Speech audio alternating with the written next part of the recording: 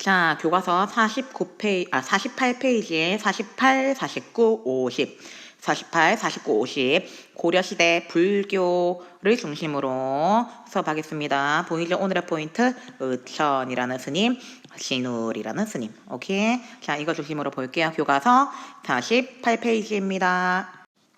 제목, 불교와 다양한 사상이 공존하다. 불교와 다양한 사상이 공존하다. 한마디로 불교 딱 하나만 존재했던 게 아니라 불교를 중심으로 하여 국가 통치하기 위하여 민심을 다스리기 위하여 다른 다양한 사상을 받아들였다라고 하는 거예요. 기억나죠? 내가 누구고 묘청 설명하면서 묘청이 스님이지만은 풍수지리서에도 했고 뭐 또 했고 하면서 우리나라 고유의 문화를 이제 평가한 게 우리나라 고유의 문화 그 자체라고 평가했던 게 바로 묘청이다. 묘청과 김보식의 싸움은 우리나라 고유의 문화 전통과 유교 전통의 싸움이다 라고 이야기했었던 거 기억나죠? 자, 그래서 이 불교와 다양한 사상이 공존하다라고 하는 것은 고려시대의 불교 그리고 사상의 특징이라고 생각하시면 됩니다. 자, 다음 주제 열기 볼게요. 고려는 불교를 승상하면서도 유교를 통치 이념으로 삼았습니다. 불교라고 하는 것은 마음을 닦는 수양의 방법, 수련의 방법. 유교라고 하는 것은 현실 세계를 통치하는 방법으로 삼았다. 두 개가 공존하였다라고 하는 겁니다. 자, 고려의 사상에는 어떤 특징이 있었을까요? 별 내용 없습니다. 이 페이지에 있는 내용은 무엇이냐? 불교를 통해서 정치에 활용했을 뿐만 아니라 민생을 안정시키고 백성들의 내세, 사후관념에 영향을 주는 등 불교라고 하는 게 고려시대에는 일상생활에 은근히 널리 퍼져 있었다라고 하는 내용이 나와 있는 거예요. 볼게요. 왕건은 훈요 10조에 절, 사찰을 보호하고 연등회 이런 거 개최할 것을 당부할 정도로 불교를 중요하게 생각하였다. 고려는 불교를 승상하면서도 전통 신앙과 결합한 팔관회를 국가 행사로 치르고 유교를 통치 이념으로 내세우는 등 사상의 다양성을 보였다. 됐죠? 중요한 몇 가지가 나와 있는데 이게 뭐냐? 바로 앞에서 언급했었던 여기 연등회, 오케이? 자, 그리고 또 팔관회 보이죠? 팔관회라고 하는 것은 원래 우리나라 거의 추석쯤에 하는 우리나라 전통 행사, 명절이라고 생각하시면 되는데 이게 국가적인 차원의 큰 행사였기 때문에 고려시대에 팔관회를 할 때에는 주변 국가에서도 이제 축하한다고 찾아왔을 정도였다고 합니다. 팔관회라고 나오면은 고려시대구나 라고 생각하시면 돼요. 됐죠? 볼게요. 고려시대의 불교는 연등회나 팔관회 등의 행사를 주관하여 왕실과 나라의 안녕을 빌었다.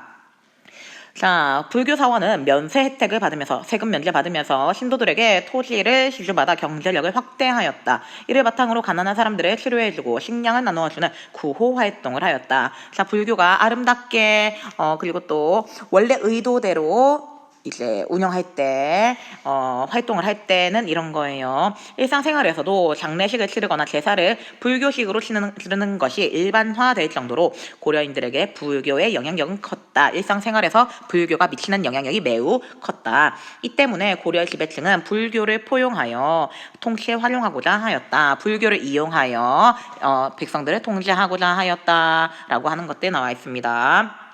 앞에서 했던 내용 나와 있네요. 고려 초의 불교는 선종이랑 교종으로 나누어져서 각각 다양한 종파로 분열되어 있다. 이에 광종 임금은 균여라고 하는 스님을 지원하여 분열되어 있었던 화엄종을 통합하게 하였다. 이후에 한동안 고려 초반부에는 망하기 전까지는 화엄종이라고 하는 불교 종파를 중심으로 불교가 강화되었다라고 하시는 거 기억하면 됩니다. 화엄종은 불교 교단에서 주도적인 역할을 하였다. 광종은 승려를 선발하는 승과, 과거 시험 중에 하나가 승과 시험이었습니다. 실시하여 불교 세력을 관리하고자 하였고 지방 호족들도 불교를 이용하여 민심을 통제하고 부처님 불상 만들고 불상 만들 때 자기 얼굴로 하고라고 하면서 지방을 통제하려고 하였다. 자신의 경제력을 과시하려고 하였다. 지방의 독특한 문화를 보여주려고 하였다. 이런 내용이 바로 이 페이지에 있습니다. 이 페이지에 있는 내용 기억나죠? 왕실이든 귀족이든 전부 다 불교를 활용하여 통치에 접목시키려고 하였고 그 결과 불교는 일상생활에 깊숙이 스며들었으며 불교 역시 면세 혜택을 받으면서 국가 사회 운영에 큰 이바지하였다. 큰 영향을 미쳤다라고 하는 내용이 이 페이지에 나와 있는 거 됐죠? 다음 페이지 넘어갈게요. 아까 오늘의 포인트, 오늘 수업의 포인트 하면서 나왔던 의천 그리고 또 진울이라고 하는 스님 나와 있습니다. 자, 이거 잘 보세요. 많이 헷갈리는 내용이고 시험에 은근히 나오는 내용입니다. 이 두 명이 고려시대에 가장 유명했던 스님 두 명입니다. 자, 고려의 체제가 안정화되면서 왕실과 문벌의 지원을 받는 교종불교가 융성하게 되었다. 아무래도 선종보다는 교종이라고 하는 게 지배층의 특권을 더 강조하고 지배층을 인정해주는 그런 거였잖아요. 그러다 보니까 교종이 활성화되었다.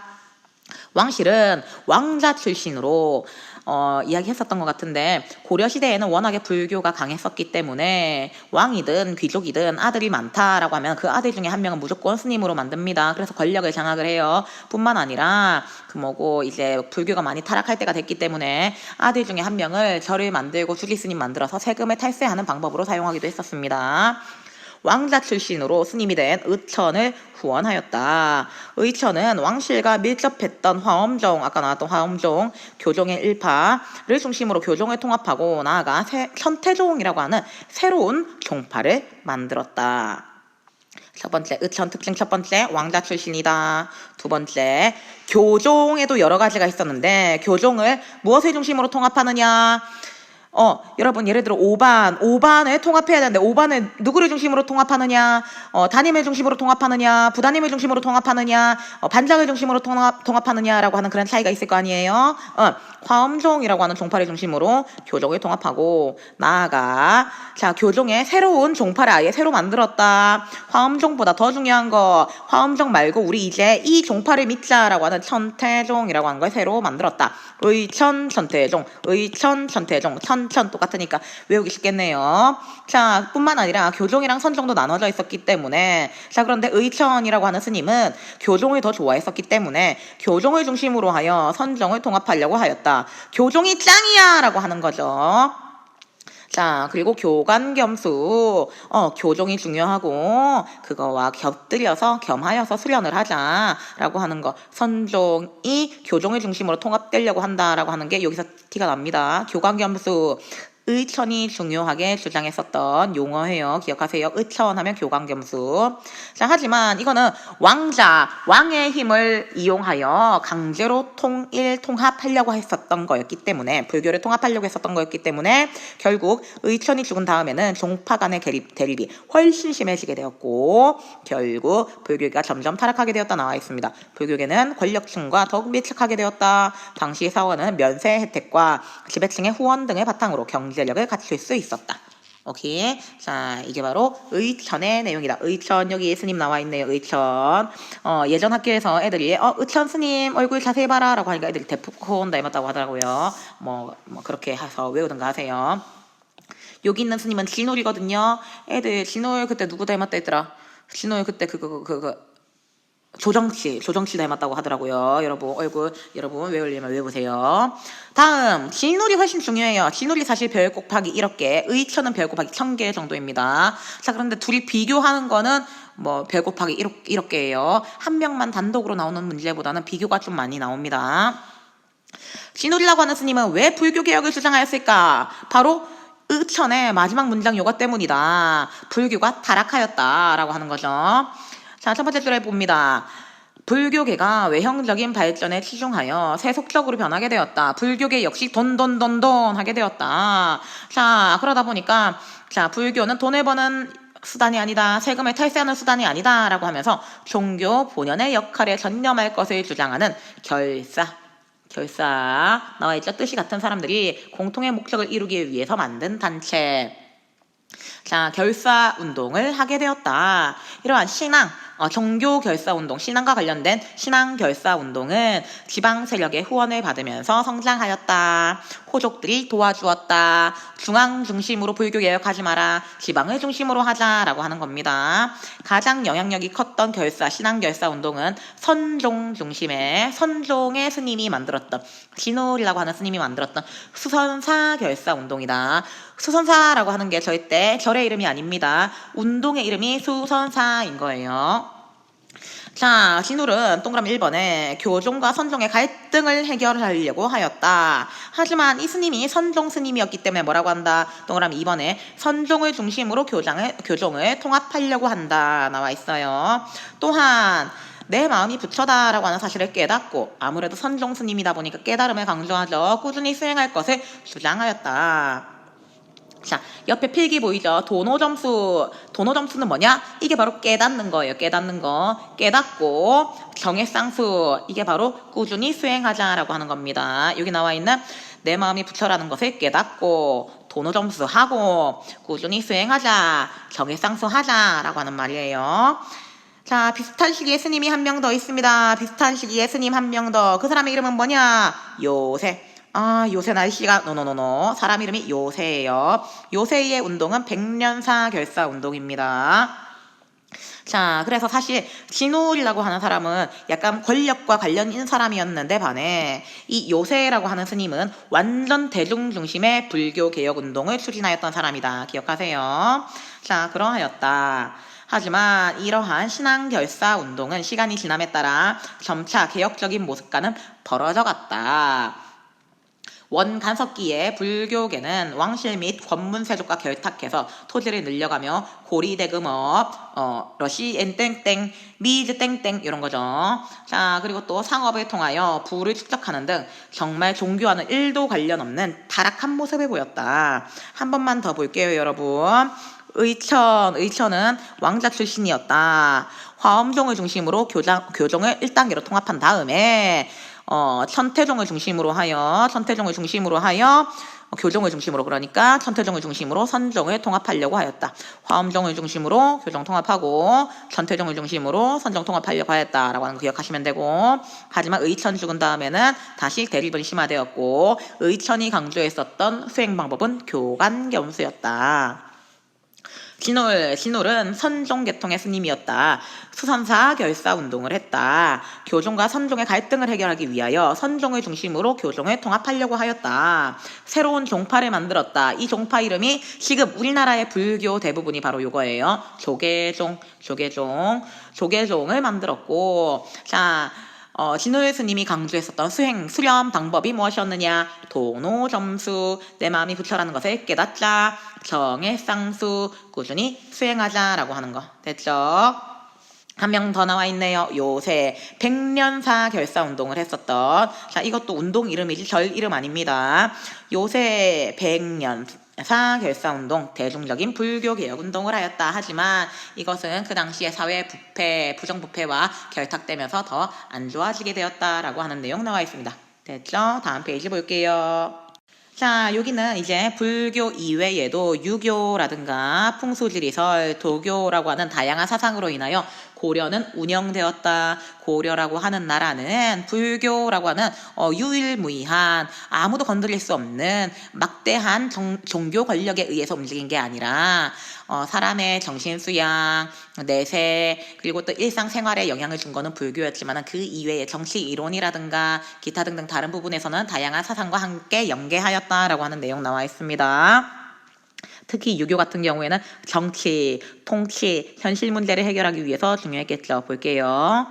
유교는 광종 때 과거제를 실시하면서 중요성이 커지게 되었고, 성종 때에 국가의 통치 이념으로 확립되었다. 성종이 유교를 좋아했죠. 그래서 유학자였던 최승로의 시무 28조를 토대로 하여 국가개혁을 실시하였다 생각하시면 됩니다. 유교는 충과 효의 정신을 강조하여 왕을 정점으로 하는 중앙집권 권력체제 형성에 도움을 주었다. 이 때문에 나라에서는 효를 충실히 행하는 사람을 뽑아서 표창하는 등 유교 윤리를 확대하였다. 들어본 적 있죠? 부모님이 고기가 먹고 싶다라고 하면 허벅지에 살 떼주고, 부모님이 죽을 병 걸렸다 하면 그 새끼손가락 잘라서 다리고 막 그랬던 거 있죠. 그런 거 일부러 이야기를 널리 펴뜨립니다. 이후 유교적인 지식, 소양을 갖춘 인재를 양성하기 위해서 학교 제도도 정비되었다. 여러분이 알고 있는 국가적인 차원에서 고려시대에 만들었던 학교 이름은 뭐였죠? 그렇죠. 국자감이었습니다. 국자감. 자, 그런데 이렇게 국가 차원에서 만들었던 유교 교육기관 이외에 민간에서 사립으로 만들었던 기관이 있었으니 그게 바로 무엇이었느냐? 최충이라고 하는 사람, 최충이라고 하는 유학자, 높은 관리 출신이에요. 가 만든 구제학당이라고 하는 쪽집게 학원이라고 생각하면 됩니다. 사립학교 쪽집게 학원. 최충이라는 사람이 예를 들면은 그런 거예요. 수능 출제위원 중에서 가장 높은 사람이었고 그거를 20년 넘게 한 거야. 그런데 이제 그만두고 학원을 세웠대요. 그럼 당연히 출제 빈도도 훨씬 높겠고 중요한 거 쪽집게로 다 가르쳐줄 수 있고 뿐만 아니라 출제위원이 누구 들어가는지 알 수 있고 들어가기 전에 만나가지고 야 이번에 시험 문제 뭐 낼 건데 알 수 있겠죠. 자, 그래서 최충의 구제학단이 엄청나게 인기가 많았고 최충의 구제학단이 엄청 인기가 많다 보니까 이거에 따라서 추가적으로 또 다른 이제 높은 관직에 있었던 사람들이 민간에다가 학교를 추가로 계속 만들다 보니까 몇 개나 만들었느냐? 12개. 사립학교 12개가 생겼다. 학원 12개가 생겼다 생각하시면 됩니다. 인재를 교육하며 유교에 대한 이해 수준을 높여갔다. 하지만 자, 고려 후기가 되면 아예 새로운 유학이 들어왔다. 그 새로운 유학이 뭐냐? 성리학이라고 하는 새로운 유학이 들어왔다. 고려 후기에 성리학이 수용되면서 유교적인 의례, 의식, 예식이 강조되었고 일부 심진 사대부들은 불교의 비리를 비판하며 불교 배척을 주장하였다. 아니 선생님 그럼 이전에는 성리학이 없었나요? 오케이. 성리학이라고 하는 것은 고려 후기에 새롭게 들어온 거입니다. 자, 이전에는 그냥 유교 전통 원시 유교라고 생각하시면 됩니다. 자, 이외에 다른 풍수지리설과 도교 내용은 여러분이 다 알고 있는 내용, 사실 통일신라부터 계속 꾸준히 있었던 내용입니다. 읽을게요. 고려는 불교, 유교뿐만 아니라 도교, 풍수지리, 각종 민간신앙 등 다양한 사상이 공존하는 사회였다. 풍수지리설은 훈요 10조에서 서경의 중요성을 강조하기 위해서 언급됐었고 수도를 옮기자 서경천도 운동의 논리로 활용되었다. 앞날에 좋은 것과 나쁜 것, 길흉을 예언하는 도참 사상과 결합하여 무덤이나 건축물의 위치를 정하는 데도 영향을 주었다. 그래서 수도를 옮기자, 집을 옮기자, 무덤을 옮기자 막 이런 이야기 나온 거예요. 도교 또한 유행하여 기억나죠? 신선이 되자, 불로장생하고 싶다 그거예요. 도교 사원인 보건궁이 건설되었으며 나라의 안녕을 비는 초제, 제사여 제사 주기적으로 시행되었다. 또한 도교적인 신앙행위나 수련법이 유행하기도 하였다. 폭포 밑에서 물 맞기. 자, 이 밖에도 마을이나 공동체를 지켜주는 신을 믿는 성황신, 그 마을 앞에 보면은 무당 나오는 것처럼 여러분 끈 많이 달아놓고 돌 막 세워놓고 그거 있죠. 돌 쌓아놓고 그거 말하는 거예요. 존재하였고 산신을 모시는 신앙이 널리 퍼지기도 하였다. 지역의 세력가들은 자신의 조상을 산신으로 모셔 지배력을 강화하려 하였으며 국가적인 차원에서도 산신에 대한 제사를 지내 나라의 안녕을 빌었다. 됐나요? 오케이. 자, 그럼 여기까지 하고 질문 있으면 받을게요.